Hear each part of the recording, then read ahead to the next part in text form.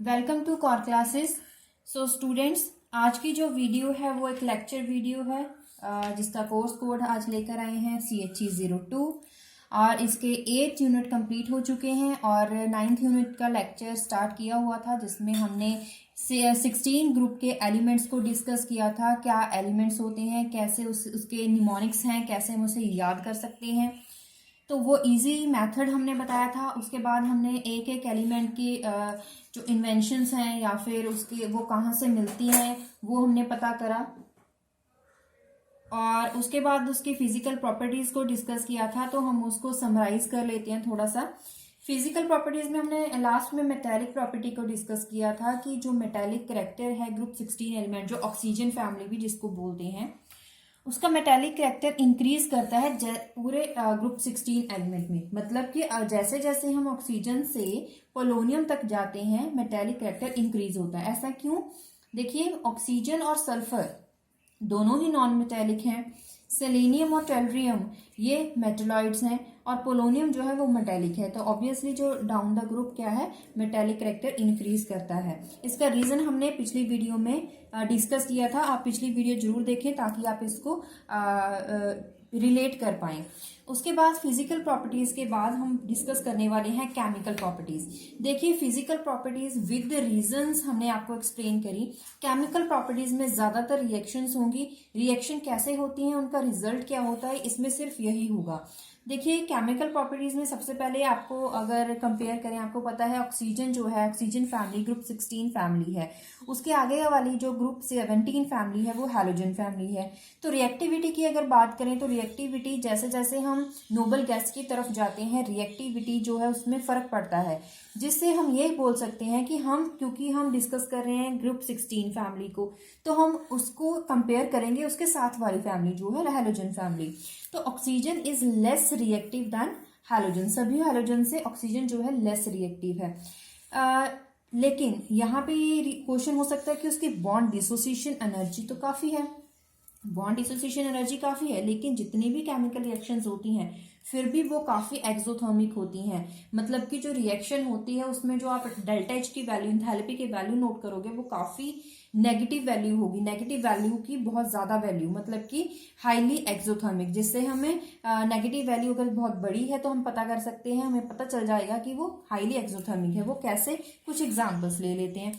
सबसे पहले कार्बन है, ऑक्सीजन के साथ जब रिएक्ट करी तो कार्बन डाइऑक्साइड जब बना, डेल्टा एच वैल्यू उस टाइम देखिए -394 किलो जूल पर मोल है। अगर हाइड्रोजन के साथ रिएक्ट करती है जो वाटर बनाता है वो भी ऐसे ही है, -568 किलो जूल पर मोल। तो हाईली एक्सोथर्मिक रिएक्शंस हैं अगर ऑक्सीजन की बात करें। उसके आगे जो एलिमेंट है वो सल्फर है। सल्फर में अगर डिस्कस करें, इसको हम रिएक्ट करवाएंगे बेस के साथ भी और एसिड के साथ भी। जब एसिड के साथ रिएक्ट करवाते हैं, फॉर एग्जांपल नाइट्रिक एसिड के साथ रिएक्ट करवाए, तो देखिए रिएक्शन में सल्फ्यूरिक एसिड, नाइट्रोजन डाइऑक्साइड और वाटर बना, तो सल्फ्यूरिक एसिड हमें मिलता है एज अ प्रोडक्ट। तो sulphur reacts with hydrogen at 390 Kelvin and more rapidly above 473 Kelvin. Hot concentrated nitric acid oxidizes sulfur to sulfuric acid. Next, अगर हम alkali की बात करें, sulphur dissolves in hot alkali giving a mixture of sulphide and sulphide as a first product. मतलब sulphide and sulphide, देखिए base के साथ alkali के साथ रिएक्ट करवाया, sodium sulphide and water as a side product. इसके बाद यहां पर हमने इसके केमिकल प्रॉपर्टीज में हमने डिस्कस करा कि ऑक्सीजन और सल्फर को डिस्कस करा। उसके बाद हम बात करेंगे हाइड्राइड्स। हाइड्राइड्स किसके? ग्रुप 16 एलिमेंट्स के हाइड्राइड्स। हाइड्राइड्स क्या होंगे? अगर ग्रुप 16 एलिमेंट्स के साथ H2 लग जाए, हाइड्रोजन लग जाए, तो हम बोलेंगे कि these are the hydrides of group 16 elements. तो हाइड्राइड्स क्या है? H2X। यहाँ पे X क्या होंगे? ग्रुप 16 का कोई भी एलिमेंट, फॉर एग्जाम्पल हाइड्रोजन है, सल्फर है, सेलेनियम है, टेलरियम है या पोलोनियम है। हाइड्राइड की सबसे पहले बात करें, अगर ऑक्सीजन की बात करें, H2O, it is also hydride of oxygen which is known as water. H2O2 ये भी बहुत फेमस है, जिसे हम हाइड्रोजन पेरोक्साइड बोलते हैं। ये भी काफी, इसको हम डिटेल में थोड़ा आगे पढ़ने वाले हैं। सल्फाइड की बात करें, hydrogen sulphide H2S2, H2S3, H2S4, इसमें हाइड्रोजन सल्फाइड इंपॉर्टेंट है। ये तीनों जो है बहुत इंपॉर्टेंट है, जिसको हम थोड़ा सा डिस्कस करेंगे। सेलेनियम के भी हाइड्राइड्स हैं, ऐसे ही ट्वेल्रियम के, पोलोनियम के भी। इसके बाद अगर हम, जैसे हमने बोला कि ऑक्सीजन के हाइड्राइड्स की बात करेंगे, ऑक्सीजन का हाइड्राइड सबसे पहले हम बात करेंगे H2O। इनकी ज्योमेट्री के बारे में बात करें, शेप्स के बारे में बात करें, तो ये सारे हाइड्राइड्स एंगुलर हैं, these are angular in shape. But angles की बात करें, देखिए एंगल जो है वो डिक्रीज कर रहा है इनके हाइड्राइड्स का, जैसे हम ऑक्सीजन से ट्वेल्रियम की तरफ जाते हैं। वाटर को डिस्कस कर लें, वाटर का अगर हम जो शेप देखें तो इसमें सेंट्रल एटम है ऑक्सीजन, इसके साथ 2 हाइड्रोजन लगे हैं, तो सेंट्रल एटम कौन सा हो गया, ऑक्सीजन। और जो वाटर मॉलिक्यूल बनता है उसमें आपको पता है कि जो ऑक्सीजन है उसके क्या है, 1s 2s 2p, तो ये 2s और 2p के ऑर्बिटल्स को मिला के ये स्ट्रक्चर बनेगा, मतलब ये शेप बनेगी। तो इसमें 2p के 3 और जो है ऑर्बिटल्स, 3 ऑर्बिटल्स और 2s का ऑर्बिटल मिलके एक शेप बनाएगा। These combine to create 4 sp3 hybrid orbitals, sp3 hybrid orbitals, जिसमें देखिए यहाँ पे ऑक्सीजन 4 बॉन्ड बनाएगा, 4 बॉन्ड बनाएगा, तो इसका मतलब यहाँ पे सिर्फ 2 हाइड्रोजन्स हैं, ये तो बॉन्ड पेयर बना रहे हैं, these are the bond pairs, but बाकी 2 क्या होंगे, 1 lone pair and other lone pair.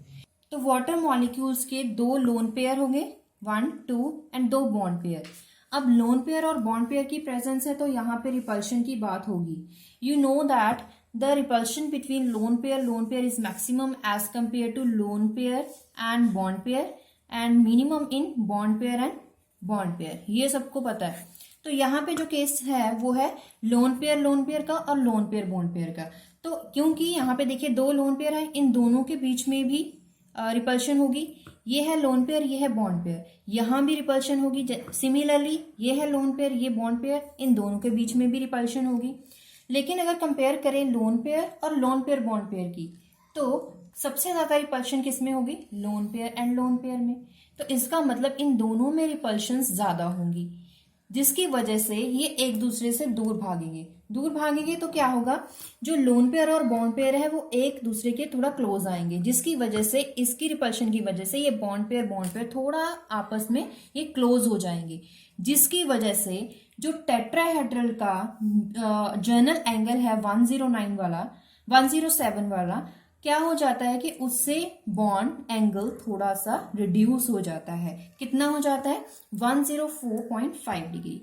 ये रीजन है कि टेट्राहेड्रल ज्योमेट्री हम बोलते हैं कि तो इसकी भी तो होनी चाहिए, लेकिन इसका बॉन्ड एंगल तो वो नहीं है, 107.4 नहीं है, 104.5 है, जिसका ये रीजन है repulsions between lone pair and bond pair, जिसकी वजह से इसकी जो ज्योमेट्री है वो डिस्टॉर्टेड हो जाती है। So it's geometry is distorted tetrahedral. थोड़ा लिखना क्या है रीजन वो पढ़ लेते हैं। The water molecule has 2 lone pair and 2 bond pair, each oxygen and hydrogen covalent bond is the sigma bond. We know that these are the sigma bonds.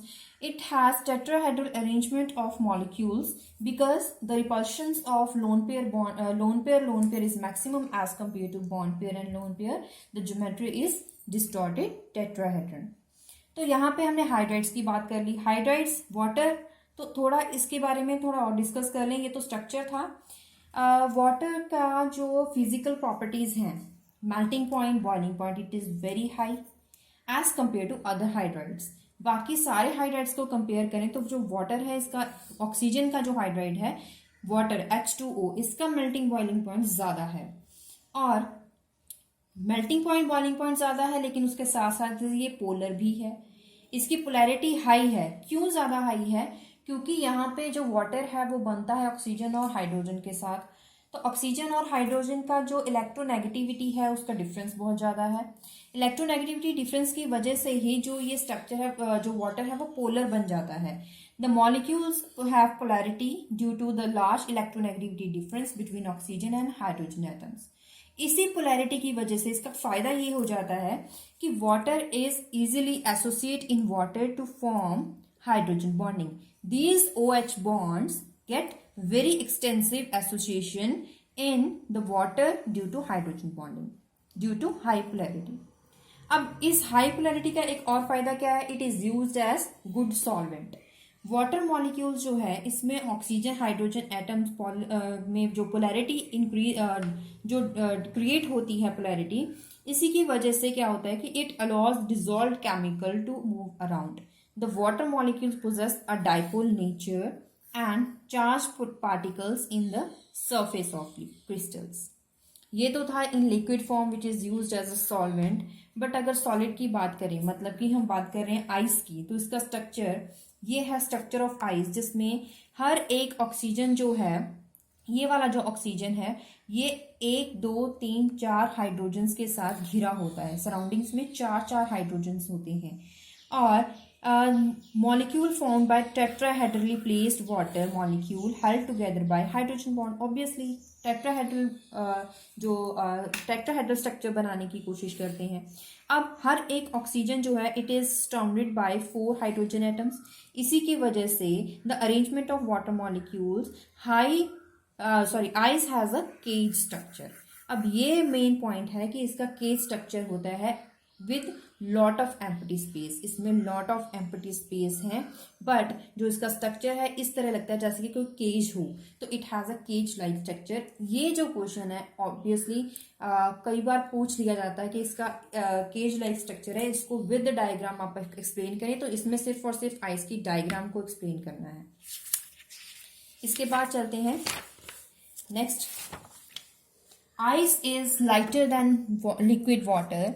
Ice floats on the surface of water. और density की बात करें तो with the temperature vary करती है. And ice once formed, अगर एक बार बन जाए तो ये अपनी लोअर लेवल जो है, इसका लोअर लेयर है, उससे प्रोटेक्ट करता है ताकि फर्दर कूलिंग से प्रोटेक्ट किया जाए. Protect lower layers of water from further cooling. अब ये तो था H2O. एक और हाइड्राइड है दैट इज H2O2. वो है हाइड्रोजन परऑक्साइड. लेकिन उससे पहले अगर H2O जो ऑक्सीजन है, अगर उस ऑक्सीजन को ऑक्सीजन के साथ हाइड्रोजन है, उस हाइड्रोजन को अगर हम ड्यूटेरियम के साथ रिप्लेस कर दें तो उसे बोलेंगे D2O. ये है D2O, लेकिन इसको बोलते हैं क्या है? Heavy water. मतलब अगर हाइड्रोजन की बजाय वाटर मॉलिक्यूल में हाइड्रोजन की बजाय ड्यूटेरियम आ जाए, हाइड्रोजन का ड्यूटेरियम आ जाए जिसका मास 2 होता है, तो उसे बोलते हैं हैवी वाटर. इसमें इतना ज़्यादा इंपॉर्टेंट बात कुछ भी नहीं है, लेकिन उसकी एक फिजिकल प्रॉपर्टीज कुछ समझ लें कि melting point, boiling point, density इतना होता है, ये आपको याद रखने की जरूरत नहीं है. प्रोड्यूस्ड बाय इलेक्ट्रोलिसिस प्रोसेस के थ्रू या फिर फ्रैक्शनल डिस्टिलेशन के थ्रू. और मेन जो इंपॉर्टेंट बात वो ये है, it is used as moderator in nuclear reactors. इसका यूज जनरली एग्जाम में आता है कि it is used as moderator in nuclear reactors. अब अगला hydride that is hydrogen peroxide. Hydrogen peroxide that is H2O2. पहले ही बात करें प्रिपेयर के 2 मेथड्स, क्योंकि जब भी प्रिपरेशन किसी की चीज़ की पूछी जाती है तो आपको एग्जाम में 2 प्रिपरेशंस रिएक्शंस पूछी जाती हैं. Prepared by action of dilute sulphuric acid. Barium peroxide है, barium peroxide. It is when react with sulphuric acid, hydrogen peroxide बनता है as a product, barium sulphate side में बनता है. इंडस्ट्रियल की बात करें, इंडस्ट्री में ऑटो ऑक्सीडेशन करवाई जाती है इसकी, जिसका नाम है 2-ethyl एंथ्राक्विनोल. 1 2 3 बेंजीन रिंग है तो एंथ्रासीन है. क्विनोल मतलब ये 2 डबल बॉन्ड, और सेकेंड पोजीशन पे इथाइल ग्रुप है, इसीलिए इसका नाम पड़ गया 2-ethyl एंथ्राक्विनोल. कैटालिस्ट की प्रेजेंस में जो साइड प्रोडक्ट बनता है वो हाइड्रोजन पेरोक्साइड होता है, लेकिन हाइड्रोजन पेरोक्साइड बनता है, इसकी वजह से इसकी रिएक्शन को यहाँ पे हम कंसीडर कर रहे हैं. इसकी physical properties obviously colourless liquid होता है. फ्रीजिंग पॉइंट इतना है, याद रखने की जरूरत नहीं है. It is less volatile than water and more dense है, विस्कस है, मिसिबल है with water. Pure hydrogen peroxide is highly unstable, इसीलिए इसको डिकम्पोज करना ईजी हो जाता है. इवन अगर डस्ट पार्टिकल का एक speck of dust can initiate explosive decomposition, उससे भी रिएक्शन स्टार्ट हो जाती है। इसको हैंडल करना बहुत मुश्किल होता है। Hydrogen peroxide can act as both oxidising and reducing agents, ये इंपॉर्टेंट पॉइंट है। इसके बाद reactions, ferrous sulphate sulphuric acid और वाटर के साथ रिएक्शन करवाई, हाइड्रोजन पर ऑक्साइड के साथ रिएक्शन करवाई तो फेरस का सल्फेट बना। लेड सल्फाइड की रिएक्शन करवाई तो लेड सल्फेट, सल्फेट्स बनते हैं। और रिडक्शन की बात करें तो क्लोरीन को ये चेंज कर देते हैं HCl में। रिएक्शंस है। यूजेस इंपॉर्टेंट है। यूजेस क्या है? As a bleaching, cotton fibres में यूज करते हैं, ब्लीचिंग एजेंट के रूप में, एंटीसेप्टिक के रूप में इसे यूज करते हैं। उसके बाद बात करते हैं सल्फर का हाइड्राइड। सल्फर का हाइड्राइड मतलब कि hydrogen sulphide H2S, it is very important topic. ये तीनों जो हमने करे, water, heavy water, hydrogen peroxide और जो हम करने वाले हैं हाइड्रोजन सल्फाइड, ये चारों बहुत इंपॉर्टेंट हैं। Hydrogen sulphide is the only thermodynamically stable sulphane and it is poisonous gas and foul smelling. Preparation की बात करें तो ये preparation, it is prepared in the laboratory by treating ferrous sulphide with dilute HCl in aqueous solution। H2S is a weak acid। ये P के value याद रखने की जरूरत नहीं है, सिर्फ आपको समझाने के लिए थी। It is used separation in the separation of cations। This separation is based on selective precipitation of sulfides। मतलब ये है कि इसको कैटायंस की सेपरेशन के लिए यूज करते हैं। एसिडिक मीडियम की बात करें, ग्रुप 2 के जो ग्रुप 2 है, अगर आपने +2 में प्रैक्टिकल्स किए हैं, जो सॉल्ट एनालिसिस होते हैं उसमें आपको ये सारे करवाए जाते हैं और आपने +1 +2 में ये H2S यूज करा है। In acidic medium the ionisation of hydrogen sulphide which is a weak acid reactions.